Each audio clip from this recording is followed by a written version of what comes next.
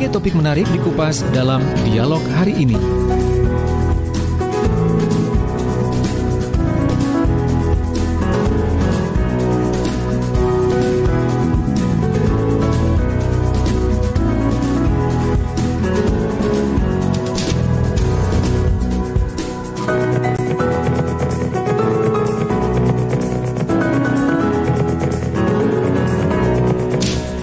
Ya, sahabat, informasi yang saya sampaikan tadi bahwa dari jam 9 sampai 10 kita nanti akan berbincang-bincang dengan sahabat dari Dewan Pendidikan Kabupaten Sidoarjo, dan saat ini sudah hadir di studio narasumber yang sudah datang begitu. Dan kami tadi sempat menyebutkan ada 2 narsum yang bisa bergabung, tetapi untuk saat ini Ibu Dr. Haja Istiqomah MAG masih belum bisa bergabung di studio, tapi beliau nanti akan mengikutinya melalui Zoom ya untuk pagi hari ini. Baik, sahabat, yang nanti akan kita bicarakan adalah tentang peran komite sekolah dan CSR dalam peningkatan mutu pendidikan. Baik, saat ini sudah bersama dengan Bapak Joko Siswanto MPD. Assalamualaikum, selamat pagi Pak Joko. Waalaikumsalam warahmatullahi wabarakatuh. Selamat pagi, Mas. Oke, bagaimana kabarnya pagi hari ini Pak Joko? Alhamdulillah luar biasa, baik sekali, sehat. Yang paling penting hari ini adalah kesehatan. Alhamdulillah hari ini kita dikasih kesehatan. Iya, betul ya Pak ya. Dan kita harus bisa menjaganya dengan baik gitu ya Pak ya. Oke, baik. Nah, ini saya coba sapa yang bergabung by Zoom. Ada Ibu Haja Istiqomah. Ibu Haja Istiqomah, halo. Selamat pagi, Assalamualaikum. Waalaikumsalam Mas Dianta, Alhamdulillah. Oke, bagaimana kabarnya Bu sampai saat ini? Alhamdulillah saya sudah melewati fase-fase isoman dan kali ini saya bisa bergabung walaupun lewat Zoom ya. Baik, ini sebenarnya Ibu Istiqomah itu ada jadwal minggu kemarin, tapi memang beliau sedang sakit sehingga belum bisa, dan alhamdulillah saat ini sudah menyempatkan diri untuk bisa bergabung ya Bu ya. Oke, baik. Alhamdulillah Mas Dianta. Baik, semoga ini bisa menjadi awal yang baik ya untuk kita semuanya untuk bisa tetap menjaga kesehatan, khususnya karena seperti yang sudah disampaikan Pak Joko tadi bahwa yang pertama saat ini adalah menjaga kesehatan gitu. Yang paling mahal sekarang kesehatan. Yang paling mahal. Sementara untuk keuangan nomor 2 atau nomor 3 dulu ya Pak ya. Iya. Nomor 1 harus sehat dulu. Baik, Pak Joko, saya ke Ibu Istiqomah terlebih dahulu yang paling jauh ya. Iya. Ibu Istiqomah, pagi hari ini kita akan membahas tentang peran komite sekolah dan CSR dalam peningkatan mutu pendidikan. Nah, ini ada 2 yang kita soroti sebenarnya, yaitu komite sekolah dan CSR-nya. Nah, mungkin bisa dijelaskan nih Ibu, secara garis besar saja dulu komite sekolah dan CSR-nya. Selama ini memang, apakah memang cukup ada maksudnya sudah terlihat buktinya bahwa memang komite sekolah ini memang bisa meningkatkan mutu pendidikan atau hanya sekedar kumpul-kumpul saja? Ini kan kalau nggak salah memang komite sekolah ini kan anggotanya wali murid gitu kan, dan biasanya memang yang saya tahu itu hanya bergerak hanya untuk penggalangan dana saja begitu. Mungkin ada yang lain dan sebagainya. Iya Ibu, bisa dijelaskan? Sampel saja. Iya, oke. Iya. Terima kasih. Assalamualaikum warahmatullahi wabarakatuh. Kesempatannya Mas Dianta dan teman kita Pak Joko. Jadi komite sekolah ini sebenarnya merupakan suatu lembaga mandiri yang harus ada dalam setiap satuan pendidikan. Dan ini memang sudah diamanatkan dalam Undang-Undang Sistem Pendidikan Nasional kita nomor 20 tahun 2003. Yaitu di pasal 57 itu yang menyatakan bahwa masyarakat itu berperan dalam peningkatan mutu pelayanan pendidikan yang meliputi perencanaan, juga pengawasan dan juga evaluasi program pendidikan. Dan dari undang-undang itu di-breakdown lagi. Dari Undang-Undang nomor 20 tahun 2003 itu di pasal 56 Itu yang dimaksud dengan masyarakat di sini adalah Dewan Pendidikan dan juga komite sekolah. Jadi dalam undang-undang RUU Sisdiknas kita ini sangat rigid dalam mengatur pasal demi pasal, di mana dalam undang-undang kita itu kan ada 22 pasal, kemudian 22 bab, 77 pasal, itu mulai dari apa itu pendidikan, apa itu pendidikan nasional, siapa itu pendidik, siapa peserta didik, apa itu kurikulum, sampai peran serta masyarakat. Jadi dari bab ke bab itu sudah sangat rigid mengatur tentang bagaimana peran masyarakat. Yang kedua, dari Undang-Undang Sistem Pendidikan itu akhirnya diperjelas, dimunculkanlah yang namanya peraturan pemerintah. Ya, ini yang mengatur masalah komite, yaitu peraturan Permen Pendidikan dan Kebudayaan nomor 75 tahun 2016 tentang komite sekolah atau madrasah, yang mana komite itu merupakan suatu lembaga mandiri di mana anggotanya terdiri dari orang tua atau wali murid, kemudian komunitas, tokoh masyarakat, dan orang-orang yang peduli terhadap penyelenggaraan pendidikan. Karena memang pendidikan itu sentralnya ada 3 pusat pendidikan, yaitu keluarga, sekolah, dan masyarakat. Maka peran masyarakat dalam hal ini adalah komite itu wajib atau tidak bisa dinafikan. Seperti itu. Oke, baik. Kalau ini kan saya juga ingin tahu nih Bu ya, sejauh ini kira-kira seperti yang sudah saya singgung tadi, bahwa selama ini mungkin atau saya yang nggak tahu bahwa komite sekolah itu memang biasanya yang kelihatan itu adalah memang untuk pengumpulan dana dan sebagainya, atau apa ya ini istilahnya itu fundraising ya, ibaratnya seperti itu. Nah, sejauh ini kontribusinya komite sekolah itu pada sekolah apa saja sih?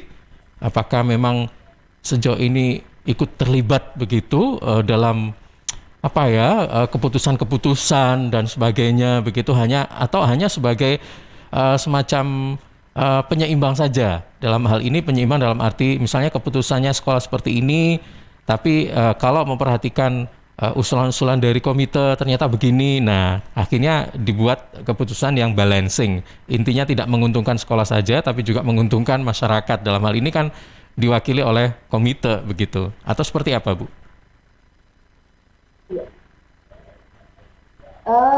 Sebenarnya begini, keberadaan komite dalam konteks ini memang wajib keberadaannya. Memang agak sedikit berbeda peran komite di sekolah negeri dan peran komite di sekolah milik swasta atau yayasan.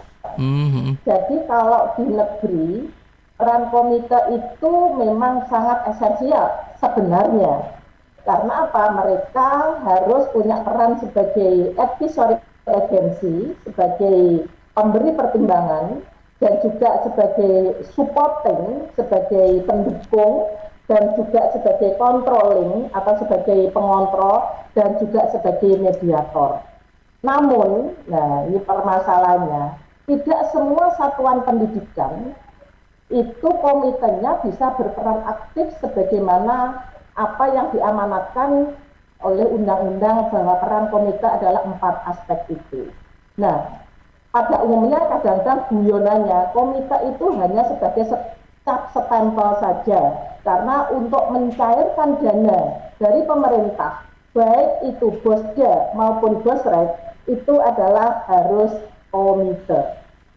Nah, namun sisi-sisi lain, misalkan Dewan Pendidikan itu juga sangat concern dalam memberikan penguatan dan memberikan suatu pembinaan pendampingan, sehingga ada program untuk pendampingan komite, kemudian penguatan forum komite tingkat satuan pendidikan, tingkat kecamatan, kabupaten.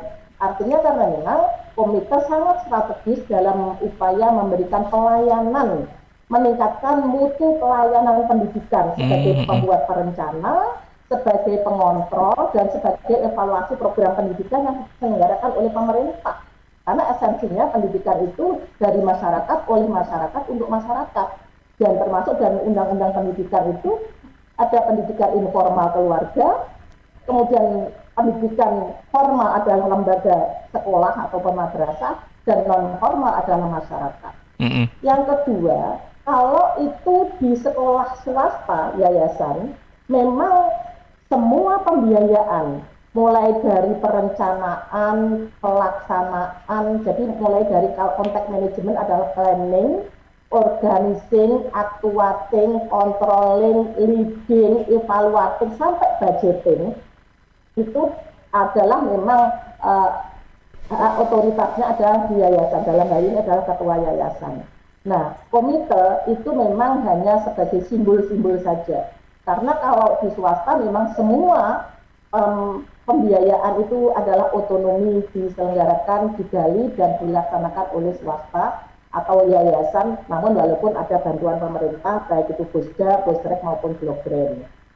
Nah, untuk negeri, karena semua anggaran itu harus dipertanggungjawabkan, terutama pembentukan RKAS, Rencana Kerja Anggaran dan Belanja Sekolah, atau RAB, Rencana Anggaran Belanja Sekolah, maka itu harus dipertanggungjawabkan. Jadi akuntabilitasnya itu harus dipertanggungjawabkan oleh stakeholder yang ada di lembaga pemerintah, karena itu dana pemerintah. Dan dengan demikian seharusnya peran komite sangat-sangat luar biasa dalam mendukung pelayanan mutu pendidikan. Yang kedua, karena di sekolah negeri itu tidak diperkenankan untuk menarik biaya, artinya hanya boleh itu berupa sumbangan dengan ikhlas, tapi tidak ada nilai nominal yang tertera. Nah, maka biasanya komite inilah yang harus punya peran dalam menggali dana dan juga untuk merencanakan program-program kegiatan sekolah. Nah, tergantung seperti apa peran komite itu tergantung dari satuan pendidikan untuk sinergi, karena memang komite itu SK-nya di-SK oleh kepala sekolah dengan anggotanya dari berbagai macam unsur tadi, diantaranya adalah tidak boleh dari unsur tenaga pendidik, tidak boleh ada unsur dari Forkopimda, Forum Pimpinan Daerah, tidak boleh ada unsur dari partai politik, tapi murni adalah dari unsur orang-orang yang peduli pada pendidikan, diantaranya adalah wali murid, tokoh-tokoh masyarakat, dan juga orang-orang yang peduli terhadap pendidikan, ya, diantaranya nanti Didi yang masuk pada CSR itu, corporate social responsibility, itu seperti itu. Oke, baik Ibu Istiqomah, terima kasih. Saat ini saya coba beralih ke Pak Joko. Ya, Pak Joko, kalau Anda mengamati tentang peran dari komite sekolah itu sendiri, sebenarnya lebih dititik beratkan pada, sebelum kita bicara soal CSR ya Pak ya, nanti kalau misalnya memang ingin menyoroti CSR, kalau ada kaitannya, monggo silakan disampaikan juga. Jadi sebenarnya komite sekolah itu sebenarnya berperan sebagai pelayanan service saja, supervising gitu, atau mungkin sebagai memberikan pertimbangan-pertimbangan. Nah, selama ini kan biasanya yang saya tahu pada prakteknya, biasanya kepala sekolah itu minta gitu ya, minta saran-saran, pertimbangan-pertimbangan dan sebagainya. Nah, semacam itu. Nah, ini kalau dikaitkan dengan peningkatan mutu pendidikan itu sendiri seperti apa, Pak? Apakah memang fungsinya memang hanya sebagai itu saja atau mungkin ada yang lain? Silakan. Terima kasih, Mas.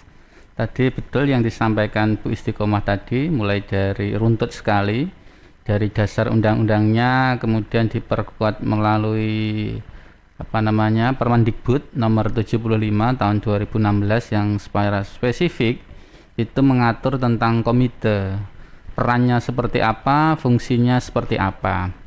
Komite itu adalah lembaga mandiri, jadi independen, jadi bukan dibentuk oleh diintervensi oleh sekolah sebenarnya, jadi mandiri. Nah, fungsi dari komite sendiri sesuai dengan amanat dari Permendikbud yang tadi turunan dari undang-undang itu, satu, sebagai lembaga yang memberikan advisory atau pertimbangan. Yang fungsi utama yang pertama ada pertimbangan. Pertimbangan dalam hal apa? Tentunya dalam hal setiap kebijakan-kebijakan sekolah, RKAS sekolah, kemudian program-program peningkatan mutu sekolah itu kan memberikan pertimbangan. Apakah itu nanti pertimbangan dipakai apa tidak, tentu ini adalah satu hal yang nanti dalam prakteknya bagaimana harmonisasi antara komite dan sekolah itu bisa berjalan. Itu fungsi yang pertama.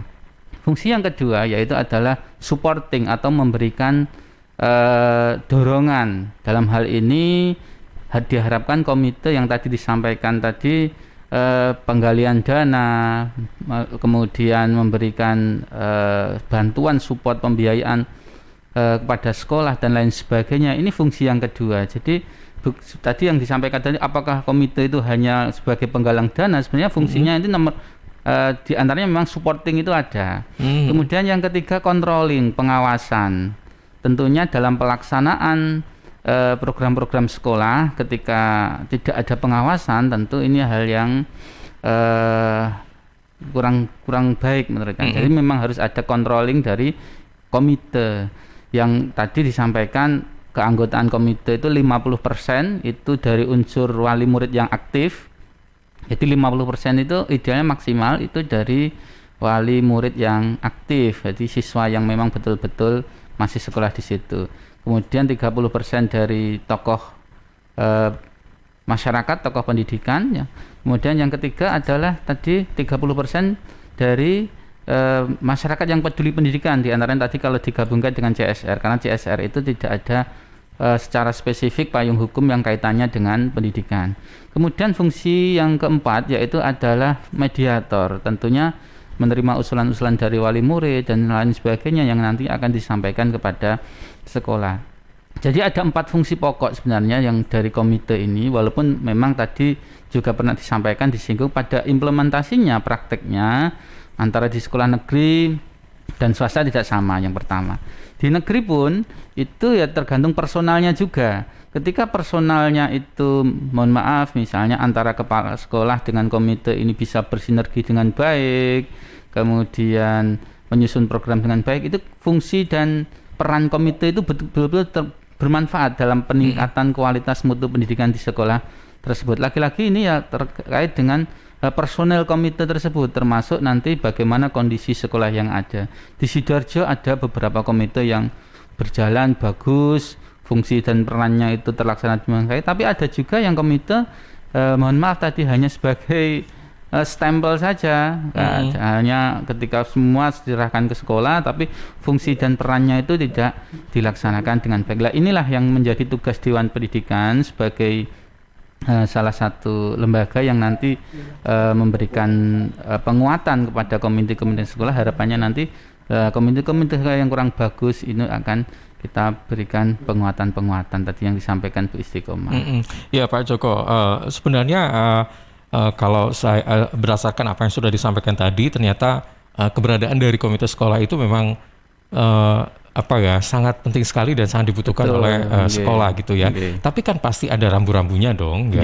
Intinya tidak semua apa yang jadi keinginan komite itu akan difasilitasi oleh sekolah. Betul. Nah, keterlibatan komite sekolah dalam di sekolah itu sendiri itu sampai sejauh mana sih? Apakah terlibat sampai dalam hal membuat keputusan atau hanya sekedar di bibir-bibir saja? Bagaimana ini Pak? Tentunya kalau komite tidak sampai pada eksekusi karena bukan satu eksekutif itu paling tidak itu. Jadi tidak bisa termasuk di situ ada rambu-rambu, tidak bisa kalau dalam peraturan pemerintahan Permendikbud itu komite tidak bisa mengintervensi sekolah dalam hal apa saja, termasuk kaitannya misalnya PPDB. Mohon maaf, misalnya komite aku ngatur terkait dengan mekanisme PDB, membuat titipan dan lain sebagainya, nggak bisa. Jadi hanya sekali lagi ini sebagai pertimbangan, memberikan masukan kepada sekolah, memberikan pengawasan ketika program-program sekolah itu sudah memberikan support dana, kemudian sebagai mediator. Ini fungsi-fungsi yang tapi tidak sampai masuk ke dalam terkait dengan eksekusi setiap program-program sekolah. Komite tidak punya kewenangan sampai di situ. Oke. Pak Joko, tadi saya juga tertarik dengan apa yang disampaikan oleh Pak Joko tentang komite sekolah hanya sebagai stempel saja, ya kan? Nah, menghadapi komite sekolah yang seperti ini, tentunya ada usaha ekstra juga, ya kan. Nah, seperti apa ini? Dan tanggung jawabnya apakah dibebankan pada sekolah yang bersangkutan atau bagaimana Dewan Pendidikan apa yang dalam hal ini yang dilakukan? Memang yang paling banyak, walaupun mungkin belum merupakan hasil data riset yang terukur, yang dalam artian berapa jumlahnya data by data tidak. Tapi yang paling banyak memang di sekolah swasta, terutama di sekolah swasta tadi disampaikan Istiqomah, karena sekolah swasta itu mempunyai karakteristik yang berbeda. Sekolah swasta pembiayaan banyak diberikan oleh yayasan, maka ketika setiap program dan lain sebagainya itu lebih dominan di yayasan, maka peran komite itu tidak terlalu signifikan. Tadi disampaikan hanya sebagai formalitas saja atau kadang sebagai stempel saja. Tapi tidak hanya di swasta, saya melihatnya di beberapa sekolah negeri ketika mulai dari proses pembentukan komite yang mohon maaf kalau di aturannya harusnya akuntabel dan lain sebagainya, harus melibatkan 50% wali murid, tokoh pendidikan, masyarakat yang peduli dengan concern dengan pendidikan dan lain sebagainya. Mulai dari prosesnya mungkin tidak terlalu akuntabel dan transparan, sehingga mohon maaf kadang-kadang ya sekolah yang penting komite ada, akhirnya awalnya mungkin dari main tunjuk saja. Akhirnya yang terjadi apa? Personal yang ada di komite itu tidak menjalankan fungsi dan perannya secara baik. Maka upaya Dewan Pendidikan seperti apa? Lah ini salah satunya yang menjadi salah satu program Dewan Pendidikan yang baru ini. Karena Dewan Pendidikan ini baru 1-2 bulan ini yang baru ini. Ini salah satu programnya ada penguatan komite-komite ini. Bagaimana komite yang kurang bisa aktif, kemudian fungsi perannya tidak dilaksanakan, ini kita lakukan pembinaan yang harapannya memang komite yang ada di Sidoarjo ini betul-betul bisa menjadi komite yang bisa menjalankan fungsi dan perannya dengan baik. Saya kira itu. Pak Joko, sebenarnya untuk pertanggungjawaban segala laporan dan sebagainya atas komite sekolah yang sudah dibuat, nah ini sebenarnya di bawah naungan siapa? Apakah sekolah yang bersangkutan atau Dewan Pendidikan atau seperti apa? Ya, ini yang memang kalau di peraturan tadi saya sedikit baca, pelaporan itu lebih kepada karena ini lembaga mandiri, ini kepada anggota dan juga dalam artian wali murid, tidak ada kewajiban yang mengikat dalam artian harus komite memberikan laporan secara berkala kepada dewan atau kepala dinas. Itu tidak ada kewajiban yang secara secara terus simultan kepada dinas maupun tidak ada aturan yang mengatur itu. Lebih kepada peran itu malah dia memberikan tidak laporan pasti tapi pertanggungjawaban ketika ada laporan berupa keuangan misalnya, karena di situ juga memungkinkan komite itu ada anggaran operasional, itu adalah kepada sekolah. Di laporan pertanggungjawaban bukan kegiatannya, tapi ketika komite itu mempunyai anggaran yang diberikan, karena di komite itu bisa menggalang dana, jadi laporannya itu ke sekolah dan juga kepada wali murid. Iya, saya coba bergeser ke Ibu Istiqomah kembali. Ibu Istiqomah, masih bersama kami. Ibu Is, gini. Peran dari komite sekolah itu sendiri, ini kan kita menyoroti tentang dengan peningkatan mutu pendidikan. Nah, bisa dijelaskan misalnya apakah memang selama ini yang kami tahu itu biasanya berkaitan dengan kegiatan-kegiatan yang berupa kegiatan ekstrakurikuler begitu, Bu?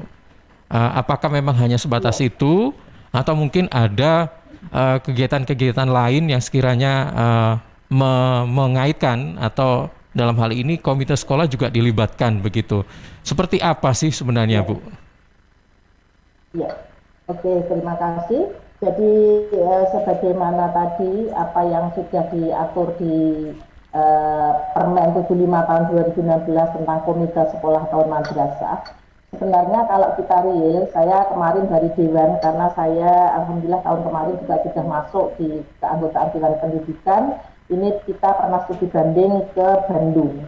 Nah, kemudian dari program Dewan Pendidikan yang terkait dengan penguatan forum komite, kita kan ada program itu sehingga nanti ada komite dari masing-masing sekolah, kemudian kita kumpulkan, kita semacam ada pembinaan begitu ya. Kemudian sebelumnya itu juga ada kita seminar-seminar yang terkait dengan masalah kependidikan, kebijakan pendidikan. Nah, kebanyakan undangan kita juga banyak komite.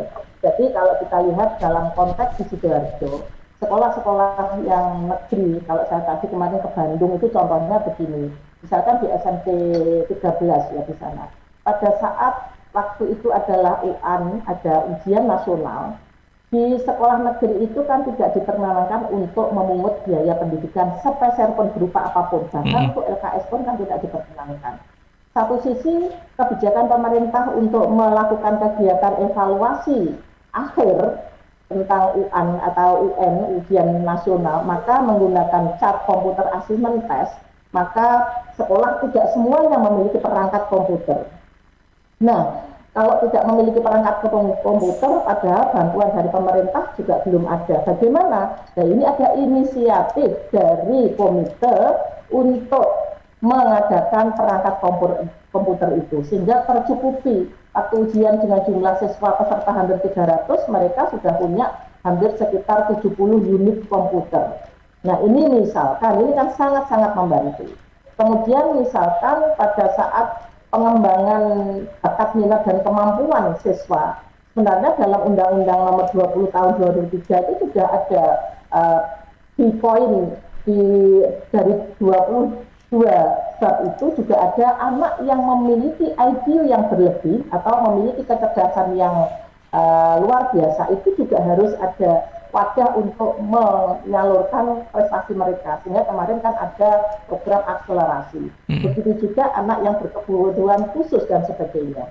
Nah, dari situlah maka peran komite juga akan menyelenggarakan program-program yang terkait dengan penelusuran bakat minat dan kemampuan siswa. Nah, itu kan kalau kepala sekolah tidak berani membuat program yang di situ sifatnya menarik biaya. Namun akhirnya komite yang akan melakukan program-program itu, sehingga fungsi sebagai mediator antara wali murid dengan program-program sekolah betul-betul terwujud. Di kami misalkan di Kecamatan Taman, kemarin di Sidoarjo, di SDN Kedung Turi, bagaimana sekarang ini komite mereka karena memang mohon maaf di negeri tidak semuanya juga dapat bantuan blok grant untuk rehab, tapi mereka ternyata komite dengan budi dunia usaha mereka mencoba dan mereka berhasil untuk menggali dana itu bukan hanya dari wali murid, namun mereka juga dari budi dunia usaha, perusahaan-perusahaan yang punya kepedulian yang cukup tinggi terhadap peningkatan kualitas mutu pendidikan. Mereka mampu menggalang dana, akhirnya bisa membangun gedung yang sangat prestisius di lantai 3 beberapa unit. Nah, peran-peran seperti itu sebenarnya kalau kita masing-masing satuan pendidikan mampu, tadi sudah disebutkan sama relasi kita Pak Joko bahwa unsur-unsur yang harus terlibat dalam komite adalah bla bla bla bla bla bla bla, maka kalau itu mampu untuk melakukan sinergi, artinya komunikasi yang bagus antara pihak kepala sekolah dengan pengurus komite dengan berbagai stakeholdernya, saya kira itu adalah suatu indikator atau suatu faktor atau hal yang sangat mendukung tentang kemajuan program-program pendidikan. Nah, itu bisa juga dalam konteks finansial, penyelenggaraan atau penyediaan sarana prasarana juga bisa program-program yang sifatnya ini bisa. Namun memang tadi benar tidak bisa intervensi secara totalitas untuk menentukan tentang sekolah. Tapi sebenarnya kalau misalkan saat ini dalam konteks pandemi yang sudah 3 Maret tahun 2020 sampai saat ini, dan kurikulum selalu dilakukan evaluasi karena kurikulum adalah kurikulum darurat, artinya target CP, capaian pembelajaran siswa ditentukan kepada satuan pendidikan, maka sebenarnya di komite pun juga punya peran di situ. Kaya apa enak sebenarnya, kualitas pendidikan jangan terlalu merosot, namun kesehatan juga harus dikedepankan. Dalam konteks-konteks seperti itu sebenarnya peran komite juga punya peran yang luar biasa. Ya. Oke, baik. Ibu Is, terima kasih. Baik, sahabat Suara Sidoarjo, nanti kita akan lanjutkan kembali perbincangan kita pada siang hari ini. Kita masih belum menyinggung lebih banyak tentang peran CSR ya. Kalau tadi sempat memang lebih banyak fokus di komite sekolah, nanti di sesi berikutnya nanti kita akan kupas tentang peran CSR begitu. Apalagi saat ini mungkin peran-peran dari CSR dan komite sekolah juga mungkin agak berbeda ketika pada masa pandemi. Ya, jika dibandingkan pada masa sebelum pandemi, dan kira-kira seperti apa nanti kita akan lanjutkan. Dan kalau mungkin ada pertanyaan silakan ya, jangan ragu-ragu. Kalau mau bergabung, bertanya atau memberikan tanggapan, monggo. Yang saat ini mengikuti perbincangan kami melalui Zoom juga, terima kasih. Mungkin ada pertanyaan-pertanyaan yang ingin disampaikan, silakan.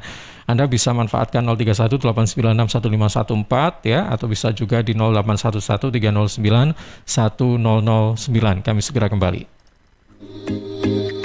Selama penanganan pandemi, pemerintah beberapa kali melakukan pembatasan dengan aturan yang berbeda. Ada PSBB, pembatasan sosial berskala besar, dilanjutkan dengan PPKM, pemberlakuan pembatasan kegiatan masyarakat. Kemudian diteruskan dengan PPKM dengan skala mikro. Dan saat ini pemerintah melakukan PPKM darurat. Seperti apa perbedaannya? Ini penjelasan dari Emil Elistiantor Dardak, Wakil Gubernur Jawa Timur. Baik, begini, PSBB itu kan sebenarnya baku ya dulu ya. Ada peraturan Menteri Kesehatan yang menjelaskan mengenai PSBB. Begitu, dan itu menjelaskan operasionalnya dari PSBB. Nah, bedanya memang kalau PPKM ini pertama, kalau PSBB itu kan memang membatasi apa saja yang boleh beroperasi. Sedangkan kalau PPKM itu membatasi bagaimana sebuah kegiatan beroperasi. Itu bedanya. Jadi bedanya yang satu ini boleh, ini enggak. Nah, yang di PPKM rata-rata boleh tapi ada pembatasannya. Dan kini dengan melihat semakin banyaknya kasus konfirmasi, disertai semakin tingginya tingkat hunian rumah sakit, pemerintah melakukan PPKM darurat. Banyak kemiripan antara PPKM darurat dengan PSBB. Karena PPKM darurat ini mendiferensiasi kegiatan menjadi esensial, kritikal, dan di luar dari esensial dan kritikal. Nah, untuk di luar dari esensial dan kritikal, pemberlakuannya relatif sama dengan PSBB. Begitu. Nah, cuman mungkin yang membedakan landasan peraturannya adalah memang ada menu yang berbeda dari PSBB. Nah, mungkin memang PPKM ini kan adalah satu paket yang komprehensif. Baik PPKM-nya maupun PPKM mikronya itu jadi satu. Dengan pemberlakuan PPKM darurat, targetnya ada penurunan kasus dan tingkat hunian pasien di rumah sakit.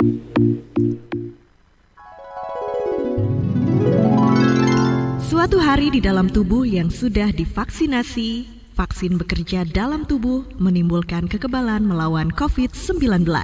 Lapor Komandan, tubuh ini baru saja dimasuki vaksin dan kini mengalami beberapa reaksi seperti pusing, demam, dan mengantuk. Apakah ini berbahaya, Komandan? Tenang, tubuh ini baik-baik saja. Justru pasukan kita akan semakin kuat untuk melawan virus dan... Sudah, biar saya saja yang menjelaskan, Komandan. Ya, reaksi setelah vaksinasi merupakan hal yang wajar terjadi. Umumnya hanya gejala ringan seperti nyeri, bengkak, dan kemerahan di tempat suntikan, pusing, atau demam. Nah, kalau sudah di rumah dan terjadi reaksi, tetap tenang, hubungi nomor kontak yang ada di kartu vaksinasi. Ayo, vaksinasi COVID-19 sekarang juga. Dipersembahkan oleh Kementerian Kesehatan Republik Indonesia. Guys, sejak pandemi yang melanda Indonesia tahun lalu, sekarang semua kegiatan jadi serba online nih. Dari mulai meeting kantor, bisnis, presentasi ke klien, pembelajaran dan kuliah, sampai belanja keperluan sehari-hari, apapun deh. Tapi kamu nggak perlu khawatir, ada IndiHome yang bisa melengkapi kebutuhan layanan internet di rumah kamu. Paket yang memberikan layanan internet, TV interaktif, dan juga telepon rumah. Kamu bisa bebas nelpon selama 300 menit, internet cepat hingga 300 Mbps, dan juga akses ratusan channel TV favorit. Selain itu, kalian juga berkesempatan mendapatkan benefit tambahan lainnya. Ayo, segera cek di website www.indihome.co.id atau install aplikasi My IndiHome di App Store atau Play Store. Mendukung setiap langkah bebas karyamu, IndiHome, aktivitas tanpa batas. Wujudkan bersama IndiHome.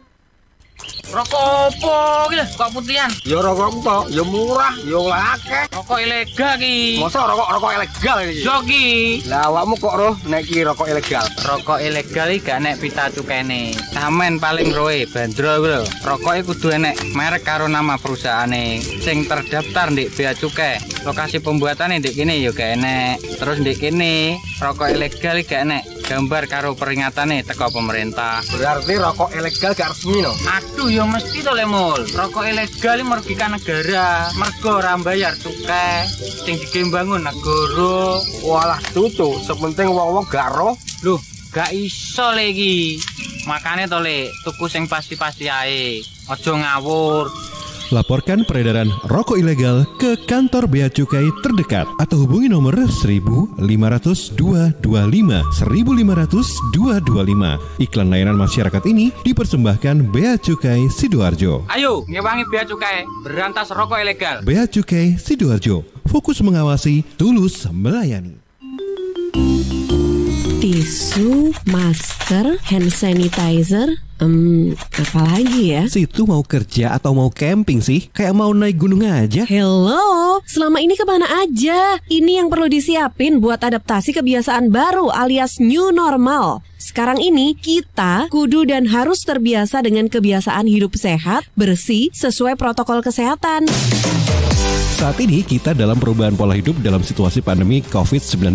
Jadi kita perlu melaksanakan adaptasi kebiasaan baru atau protokol kesehatan dalam kegiatan sehari-hari. Jangan lupa pakai masker, tetap jaga jarak, sering cuci tangan pakai sabun dengan air mengalir. Sediakan hand sanitizer kemana-mana. Kalau flu, di rumah saja. Nggak perlu bersalaman, say hello saja. Kalau nyampe di rumah, langsung mandi. Gunakan uang elektronik kalau naik kendaraan umum, jaga jarak. Balita atau lansia di rumah saja. Ayo menuju new normal dengan melaksanakan protokol kesehatan dan menerapkan adaptasi kebiasaan baru.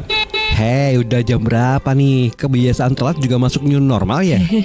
Ada yang kurang satu, uang sakunya belum. Iklan layanan masyarakat ini persembahan Dinas Kesehatan Kabupaten Sidoarjo. Lihat nih Jeng, Cheers punya kemasan baru 230 ml. Wah, imut ya? Iya dong Jeng, bentuknya yang kecil dan seksi, gampang banget dibawa kemanapun dan kapanpun. Wah iya, bisa muat nih di tas tangan, taruh di kotak makan si adek, dan gampang juga ya dibawa pas jogging. Bener, dan di musim virus kayak gini, kita juga harus rutin minum air putih Jeng. Cheers Alkaline ini punya kandungan pH yang tinggi sampai 8,5. Jadi daya tahan tubuh kita lebih terjaga dan melindungi kita dari virus sampai resiko kanker. Nah, buat konsumsi di rumah atau di kantor, ada kemasan galon juga Jeng, yang 20 liter. Untuk pemesanan area Surabaya, hubungi kami di telepon 0807 124 3377 atau WhatsApp ke 0877 77 24 3377. Bagi Anda yang ingin bergabung menjadi partner Cheers, bisa hubungi 031 84 95 888. Anda di rumah aja ya, biar kami yang ngantar. Cheers Alkaline Power 230 ml, seksi, healthy, easy. Untuk wilayah Sidoarjo dan sekitarnya, bisa menghubungi Depo Candi di 0821 4225 6646, 0821 4225 6646. Suara Sidoarjo, lembaga penyiaran publik lokal pemerintah Kabupaten Sidoarjo. Ya sahabat, Bea Cukai Sidoarjo dalam menjalankan tugas dan fungsi di bidang pelayanan maupun pengawasan selalu memberikan inovasi dalam hal penyederhanaan proses bisnis. Satu di antaranya adalah melalui KEISA atau Custom and Excise Integrated System Automation.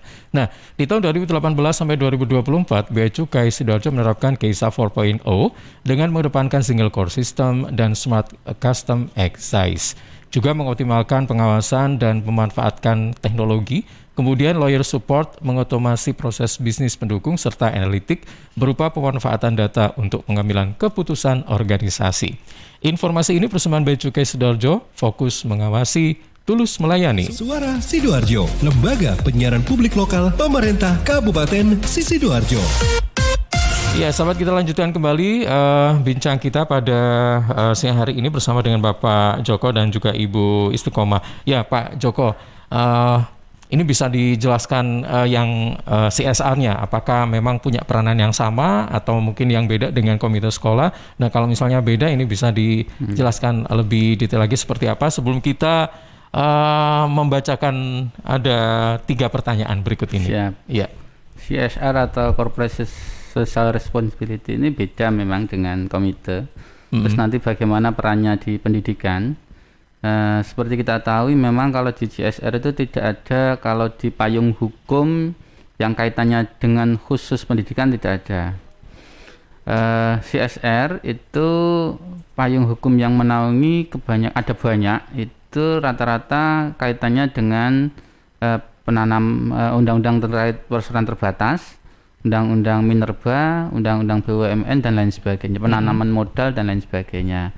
Kemudian CSR sendiri itu tidak ada yang spesifik mengkhususkan untuk pendidikan. Kebanyakan CSR perusahaan-perusahaan kalau dimaknai di undang-undang perseroan terbatas itu adalah perusahaan-perusahaan yang mengelola sumber daya alam. Kita tahu seperti Freeport dan lain sebagainya, itu memang CSR-nya besar, dan itu kebanyakan memang konsennya itu di lingkungan, termasuk memang di antaranya pendidikan juga ada masuk di situ. Kemudian BUMN kita, contoh bank-bank itu kebanyakan CSR mereka itu diberikan kepada pemberdayaan UMKM kalau di BUMN yang kaitannya dengan perbankan dan lain sebagainya. Di pendidikan itu masih sangat minim sekali peran CSR untuk pendidikan. Ada, kita contoh misalnya di SMK Kudus itu, di SMK Jerome Foundation itu salah satunya itu memberikan CSR yang luar biasa kepada sekolah, sehingga sekolah itu luar biasa fasilitasnya dan lain sebagainya. Sebenarnya ketika CSR ini betul-betul bisa kita raih di bidang pendidikan, maka pendidikan contohlah di Sidoarjo kemarin ketika kita menghadap ke Pak Bupati, ini kita usulkan bagaimana CSR ini betul-betul bisa kita alihkan, kita maksimalkan di pendidikan kalau memang betul-betul fokus kita itu di pendidikan.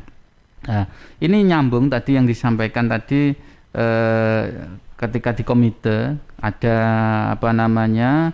sinergitas antara sekolah dengan komite, maka komite inilah nanti yang harapan kita bisa nyambung dengan CSR perusahaan-perusahaan yang ada di sekitar kita agar perusahaan itu bisa membantu sekolah. Nah, karena pembiayaan pendidikan ketika hanya standar saja ya nanti peningkatan kualitas itu ya seperti itu jalan di tempat.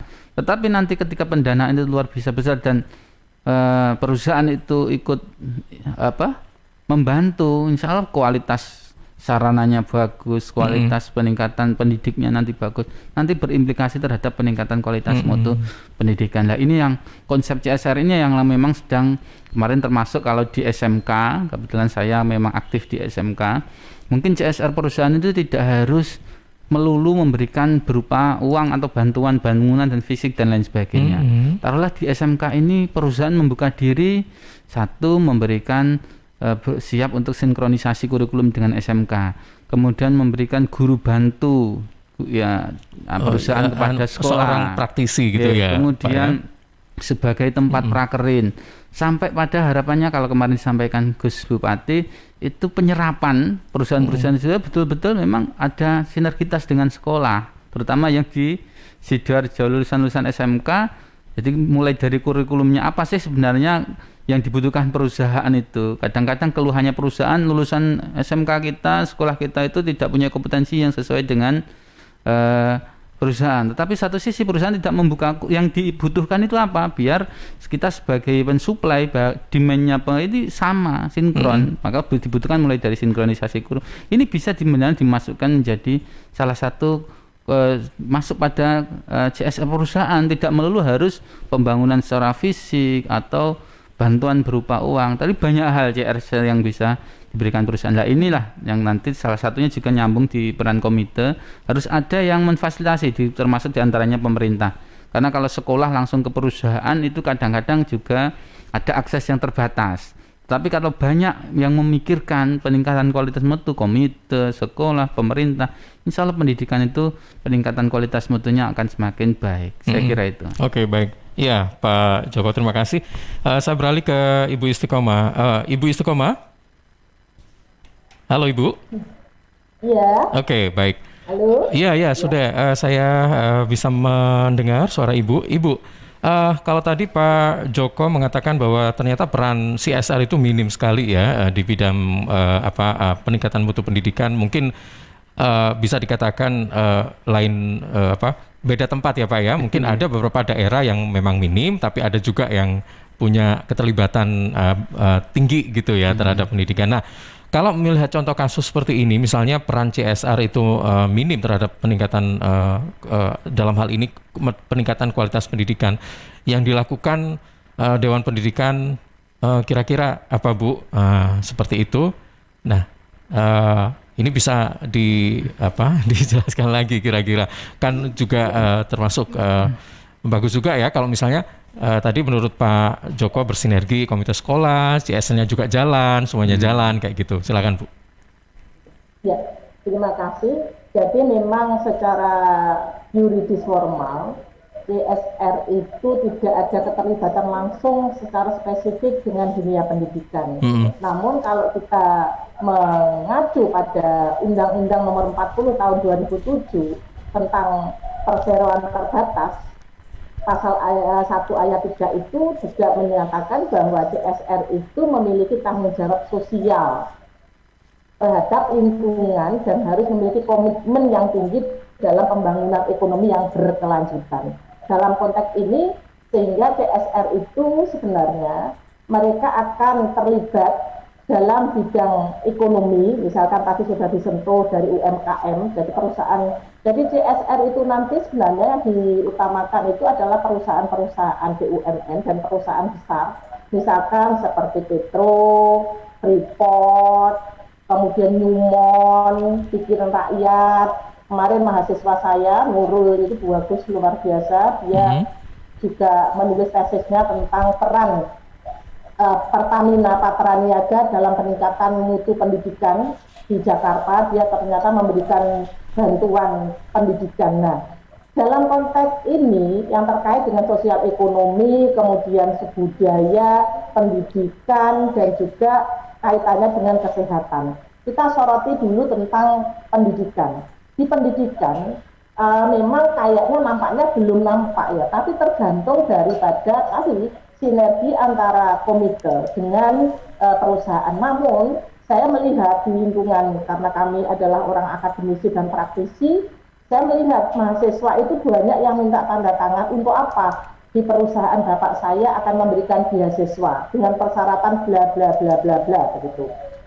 Kemudian kalau yang kemarin hasil penelitian dari mahasiswa pascasarjana kami, mereka juga terlibat secara langsung dalam pengembangan kualitas pendidikan karena mereka menyelenggarakan pelatihan, bahkan memberikan beasiswa kepada gurunya untuk studi lanjut S2. Dan juga sarana prasarana, saya kira itu sangat umum kalau pengembangan untuk sarana prasarana, baik itu gedung maupun perlengkapan atau sarana dalam melengkapi kegiatan belajar mengajar. Dalam konteks pendidikan banyak sekali perusahaan-perusahaan, misalkan di dekat kita ini aja, misalkan kayak di rumput itu ada sama, kemudian juga ada gudang garam, banyak yang rokok terutama.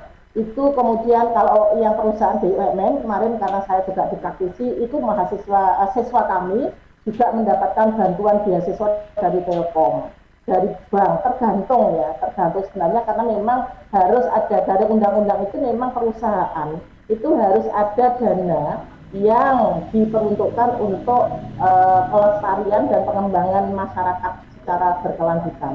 Nah, dalam kondisi seperti ini dalam bidang kesehatan, bagaimana kita melihat kemarin Petro, Bukoviva itu dengan perusahaan yang ada di Gresik, PT Semen, ya, Petrokimia dan sebagainya, Pertamina, mereka itu mensupport tentang tabung gas oksigen, yang dimana sekarang langka dalam kondisi saat ini masyarakat sangat membutuhkan karena pandemi dan banyak orang yang terpapar COVID, maka akhirnya perusahaan-perusahaan turun tangan untuk menyuplai tentang oksigen, sehingga ada 6 titik di 38 kabupaten kota di Jawa Timur ini yang sudah disediakan oleh perusahaan-perusahaan karena mereka kepedulian mereka terhadap kesehatan. Ini salah satu contoh saja yang dalam konteks ini. Kalau dalam bidang pendidikan tadi sudah saya sampaikan seperti itu. Nah, harapan besar kami Insya Allah nanti Dewan Pendidikan punya program. Kemarin yang saya contohkan di SDN Kedung Turi 2 itu komitenya luar biasa. Mereka punya link and match, punya link dengan dunia usaha. Tadi Pak Joko juga menyampaikan bahwa SMK itu memang sekarang sudah harus memiliki link and match jaringan kerjasama dengan perusahaan sehingga alumni SMK itu nanti akan bisa tertampung. Di samping juga untuk pakerinya. Begitu juga kaitannya dengan Merdeka Belajar dan Kampus Merdeka. Kami dari Universitas Muhammadiyah Sidoarjo sudah membangun sinergi dengan berbagai perusahaan yang terkait dengan masalah Merdeka Belajar dan Kampus Merdeka. Itu magang itu bukan hanya mahasiswanya, ternyata dosennya harus magang di sana untuk sinergi menjadi seorang mitra dengan perusahaan. Harapan besarnya adalah nanti perusahaan itu akan bisa menyerap tenaga kerja alumni-alumni yang terkait dengan masalah dunia kerja. Nah ini artinya sebenarnya perusahaan-perusahaan punya andil besar karena memang di Sidoarjo ini juga termasuk wilayah penyangga perusahaan yang luar biasa besar. Saya kira Sidoarjo itu kalau nggak salah di Jawa Timur ya paling gede ya. Nah dengan demikian ini sudah digagas kemarin kita sonding dengan Bupati juga seperti itu arah program-programnya. Dengan demikian kita sebenarnya tergantung dari membangun jaringan sinergi seperti apa dan mereka kalau sudah dikasih warning sama pemerintah pembuat kebijakan dalam ini adalah eksekutif, saya kira mereka juga akan bisa care untuk peduli terhadap dunia pendidikan secara umum. Oke, iya baik Bu Is, terima kasih. Pak Joko, ini bisa langsung direspon ya. Ada 2 pertanyaan langsung Pak ya. Singkat saja nanti meresponnya. Yang pertama melalui Twitter ini ada dari @fajar545. Apabila ada komite yang berulah atau bermasalah, mediasi apa yang harus ditempuh? Nah, kemudian yang kedua dari Didik Nugroho yang ada di Intel Sewu. Untuk keanggotaan komite, masa jabatannya apakah disesuaikan per semester atau angkatan? Lalu apakah jika jika sudah habis masa keanggotaannya ini bisa diperbarui atau bagaimana? Langsung silakan, saja nggih. Yang pertama dari Mas Fajar tadi, monggo kalau ada seperti itu tolong disampaikan kepada Dewan Pendidikan. Nanti Dewan Pendidikan akan termasuk memfasilitasi kalau ada satu komite yang mungkin tadi disampaikan bermasalah dan lain sebagainya, bisa dikonsultasikan di Dewan Pendidikan Sidoarjo. Ini salah satu fungsi kami, pembinaan dan lain sebagainya. Monggo bisa rawuh dekatnya Rumah Sakit Siti Hajar kantornya. Nanti atau mungkin ditangani sekolah dulu, nggak begitu ya Pak ya langkahnya? Rutenya apakah dengan pihak sekolah dulu? Belum tahu tadi yang maksudnya persoalan komite dengan sekolah atau internal komitenya. Mungkin internal komitenya begitu atau bagaimana? Kalau misalnya sekolah memungkinkan dimediasi oleh sekolah. Tapi biasanya karena kayak ini independen nanti yang karena komite itu jalurnya itu dengan Dewan Pendidikan. Yang lebih ini kan Dewan Pendidikan karena bukan dengan sekolah. Itu yang kedua tadi yang kaitannya dengan keanggotaan ini memang di peraturan pemerintah itu tidak disebutkan spesifik berapa tahun dan lain sebagainya. Nanti ada ADART masing-masing komite. Tentu setiap sekolah berbeda, jenjang SD, SMP berbeda. Salah satu persyaratannya di situ kalau misalnya SD itu kan syaratnya untuk pengurus komite itu kan siswa yang aktif, orang tua dari siswa aktif. Paling tidak berarti dia bisa 6 tahun menjadi komite. Nah itu maka nanti ditentukan melalui mekanisme ADART-nya karena di peraturan pemerintah itu tidak diatur berapa tahun sebagai komite. Itu yang dari unsur wali murid. Kalau dari unsur komite tadi misalnya tokoh pendidikan, kemudian masyarakat yang peduli pendidikan, itu sekali lagi kita kembalikan kepada ADART yang ada di internal komite tersebut. Jadi bisa 3 tahun, bisa dipilih 2 kali lagi dan lain sebagainya. Nggak masalah kalau masuk lagi ya Pak ya? Sesuai dengan ADART dari internal komite sendiri karena di peraturan pemerintah tidak mengatur berapa kali jumlah jabatannya, berapa tahun, itu tidak diatur secara spesifik. Oke, baik, mudah-mudahan jelas ini ya. Kemudian 2 pertanyaan berikutnya ini dari Maya yang ada di Krian. Bagaimana menyikapi jika ada komite sekolah yang pro pada sekolah dalam mengambil kebijakan? Kemudian yang kedua dari Pak Ridho yang ada di Buduran. Bagaimana jika ada perusahaan yang memberikan sumbangan tetapi perusahaan itu tersandung masalah hukum? Nah ini apakah nanti akan berbuntut panjang atau seperti apa dan bagaimana penanganannya? Oke, silakan. Pertama, kalau misalnya tadi yang sampaikan tadi, Mas, apabila bagaimana menyikapi ada komite sekolah yang pro pada itu sekolah? Bukan masalah pro tidak, malah harus berkolaborasi menurut saya. Cuma kolaborasi itu apakah pro itu diartikan tidak bisa menjalankan fungsi tugasnya, hanya mantuk bahasanya ya. Mungkin yang dimaksud itu komite jari sekolah setuju tidak memberikan masukan usulan dari wali, karena komite harusnya menerima usulan dari wali murid yang ada, kemudian diteruskan masukan itu kepada sekolah. Tapi tadi yang mungkin yang saya sampaikan itu, komite berfungsi hanya sebagai stempel saja. Mungkin yang dimaksud itu seperti itu. Bagaimana menyikapinya? Ya itu tadi, ya memang harus ada evaluasi penguatan dengan. Tapi kalau yang dimaksud pro tadi itu komite bisa bersinergi dengan sekolah, itu yang memang menjadi harapan kita. Jadi pro dalam artian positif itu pro ada kolaborasi dengan fungsi dan perannya betul-betul dilaksanakan, memberikan masukan, memberikan pertimbangan, memberikan kontrol, kemudian sampai pada fungsi-fungsinya dijalankan, bukan sebagai pro dalam artian apapun yang menjadi kebijakan tanpa ada kontrol, tanpa ada masukan, tanpa memberikan, ya ini yang pro yang negatif. Intinya komite sekolah bisa menolak kalau misalnya gitu ada yang tidak sesuai, kemudian itu ya disampaikan, berani menyampaikan, tidak hanya punya hak untuk menolak gitu ya Pak ya. Oke, baik. Yang kedua ini mengenai bantuan perusahaan. Saya kalau terkait itu tentu harus kita teliti lebih lanjut seperti apa bentuk kasusnya. Kalau bantuannya itu termasuk bantuan uangnya itu yang jadi kasusnya, tentu nanti jadi persoalan kan, bisa jadi pencucian uang dan lain sebagainya.